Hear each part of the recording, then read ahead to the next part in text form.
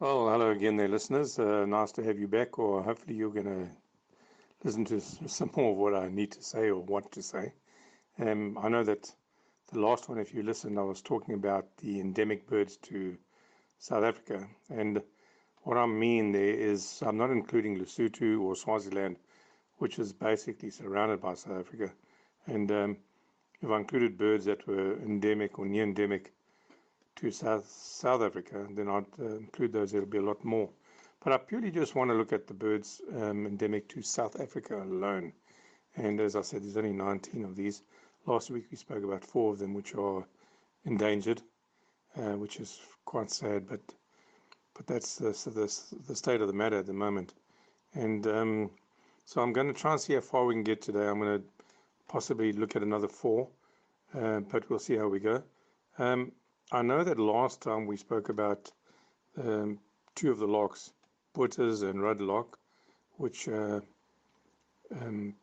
endangered endemic species, but there are another 3 lochs that I want to include today in my little talk.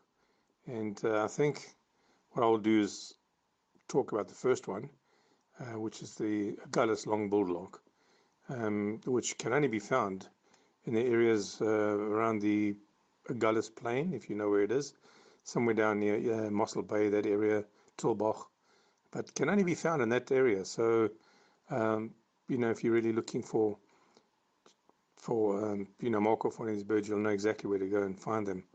And as per normal lochs, they're found normally in pairs or in small little family groups.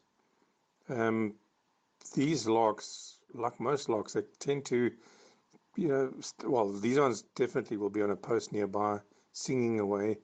They can normally be sort of found in the area, like in the shrublands, or if you're near a farm and look around those agricultural areas, and you'll see these little fellas. Their nests are also little small cups of dried grass, and they tend to line these, with grass and roots and all the softer sort of grasses that they can find. They've got a very clear, loud sound when calling. It's a kind of like, it's not too good, but you know what? I'm going to try and give you the actual sound. Here we go. Not quite like it, but like a sort of kind of sound to it. But I wish I could play it to you. But as I said, you've got your bird guides. So get into one of these bird guides and take a peek or at these specific birds, see what they look like. And even on the web, you can just sort of type in Agulhas long-billed loch. They've got a fairly long bill, not as long as some of the lochs, but they have got a long, thin bill. And as I said, they can be found down east of Mossel Bay, that typical area. Okay, to our next endemic loch, which is also in the Cape, is the Cape long-billed loch. And this is another endemic, can only be found in the Cape, but this time on the Western Cape coastal area, so above Cape Town, along the coastal area in the Western Cape. And I just think, as I said before, that, man, these birds only ever live here in South Africa. How wonderful is that? Okay, on with the specific loch. Most of the lochs are normally, like brownish, dreary types of colors, and but this one is a little bit different. A few of them do have white underneath on the underneath, but this one has got a white belly and a white chest, and it's quite a heavy streaking down its throat and its chest. So it's quite sort of prominent feature is this. You'll see it with these streaks. The other one I'm going to talk about just now is the red loch. It too has the same type of features, but it's not found in the same area. And secondly, it's got a smallish, fattish or thicker bill. So this one has got a prominent feature, is its bill, a nice long thin bill, and it's white underneath with these heavy streaking down its throat and its chest. They also too are mostly found in pairs and small family groups, and they too have a sort of cupped nest. And a few of them, occasionally you'll find one with a little dome to it. So, look out for these if you do get a chance. If you sit there and you just watch them move around and do what they do, you'll see they tend to go back to the nest sometimes, especially if they got little young ones to feed. But the one thing you'll notice about this lark, and it's really amazing, it's got a magnificent display, flight when it flies around and it's doing its display. It normally does this about 2 or 3 times, and it flies like very fast, very close to the ground, rises vertically with its closed wings, stalls, and does this wonderful call that it has, and then it drops straight down again with closed wings, and then just before it reaches the ground, starts flying close to the ground. And isn't it amazing? I mean, it's fantastic what they do for their loved ones or looking for a loved one. But they've got a very long descending type call. It's like a pew, like a down, like a type of call with a little ending like a wit at the end of it. So let me see if I can give this one a go.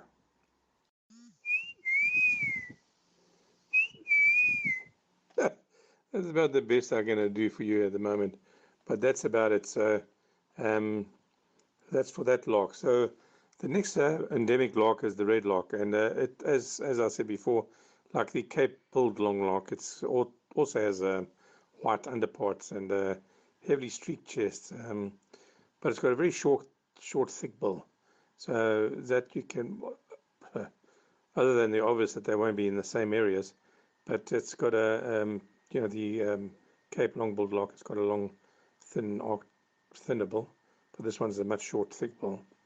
And by its name, the name implies red lark. It's got a very heavily rufous-coloured upper parts to its body. And as the bird call goes, this one, I'm telling you now, I'm not even going to attempt to try.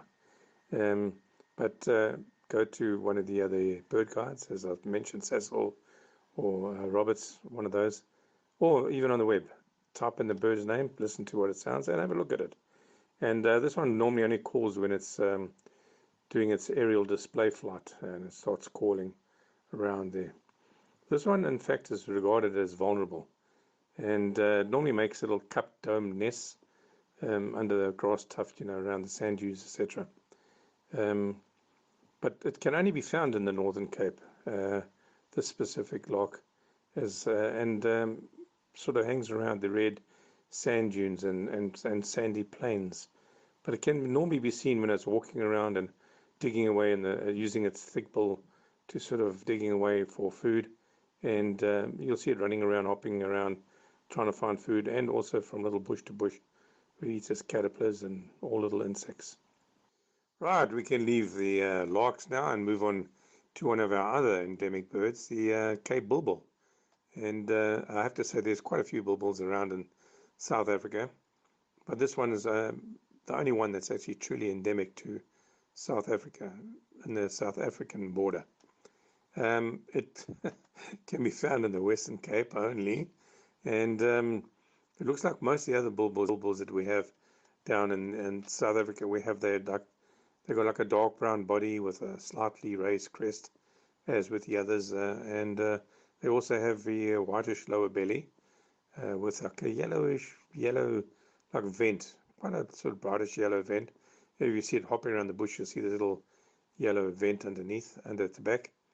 But it's totally diagnostic on its own from the others by this broad white eye ring that it has around its eyes. Dark eyes, but it's got this white broad eye ring around it. So if you see it hop around, this little brown bird with this big white broad rings around its eye, little yellow butt, you know that we're looking at the Cape bulbul.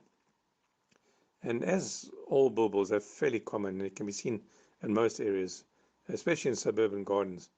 And so you can see this endemic bird from your home, and if you stay in these areas down in the Western Cape.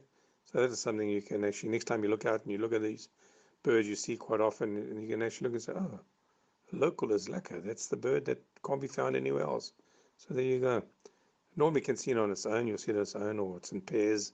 But the thing is, they drink a lot of water, and you'll always see them around water and drinking water. So if you've got a little water hole at home, they'll come around there and they'll swim and wash themselves and have a little drink, especially in summer. But here's the strange thing.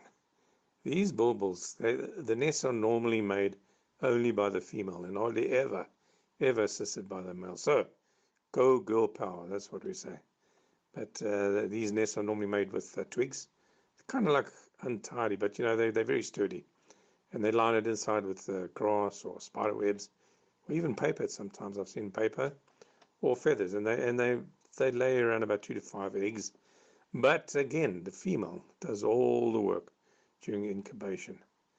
And that's it. Those are the birds that I can actually chat about. And this last one, as I said, is the Cape bulbul.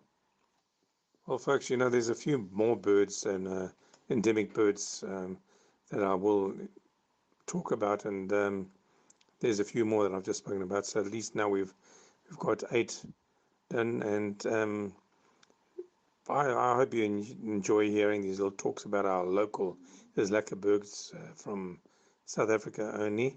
And well, so far, the people living in the Cape area will see most of these that we're speaking about, especially the last 8 endemic birds that I've actually spoken about. Next time, I'm going to mention a few more endemics, and one of them is actually not found in the Cape. But you'll find that most endemics that we have in South Africa can only be found in the Cape area.